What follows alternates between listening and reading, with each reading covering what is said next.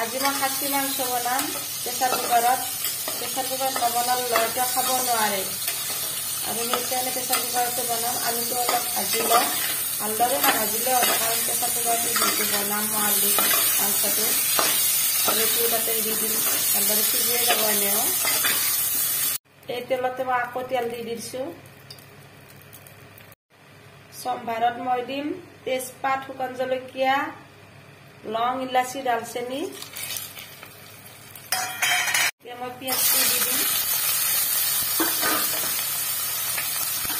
অলপ সময় ভাজি লওঁ মই এনেকৈ।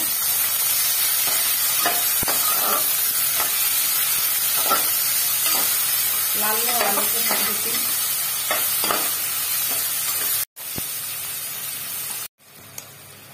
কালাৰটো চেঞ্জ হৈ গৈছে। এতিয়া মই ইয়াতে পেষ্ট কৰি থোৱা মছলাটো দি দিম। আদা, নহৰু, জলকীয়া আৰু কাশ্মীৰী জলকীয়াৰ গুড়ি অকণমান দিছোঁ কালাৰৰ কাৰণে। ঘুৰিখিনিও দিলোঁ অকণমান, লাগি আছিলে তাৰমানে। এতিয়া এনেকৈ কিছু সময় মই ভাজি থাকিম। মছলাটো ভালদৰে ভজা হ'লে মই মাংসখিনি ইয়াতে দি দিম। ইয়াত কাঁচা গোন্ধবিলাক গুচি যাব লাগিব। মোৰ মছলাটো ভাজা হৈ গৈছে। এতিয়াতে মই মাংসটো দি দিওঁ।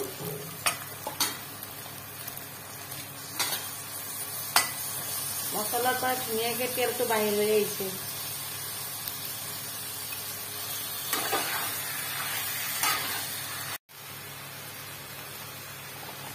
তেতিয়াতে হালধি দিওঁ,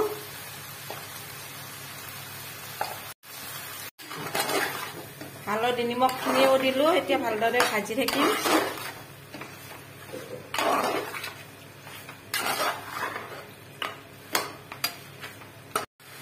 মাংসৰ পৰা তেল বাহিৰ হৈছে।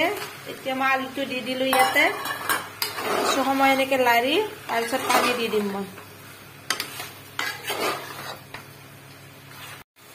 এতিয়া ইয়াতে মই পানীটো দি দিওঁ। এতিয়া মই চেনি দি দিলোঁ। গৰম মছলা, চেনি ইয়াতে দি দিলোঁ। এতিয়া মই ইয়াতে ঢাকনি মাৰি দিম।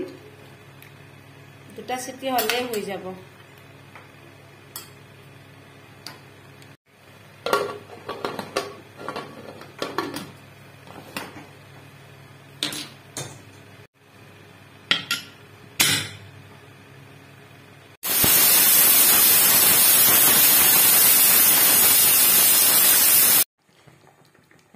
মোৰ মাংস হৈ গ'ল।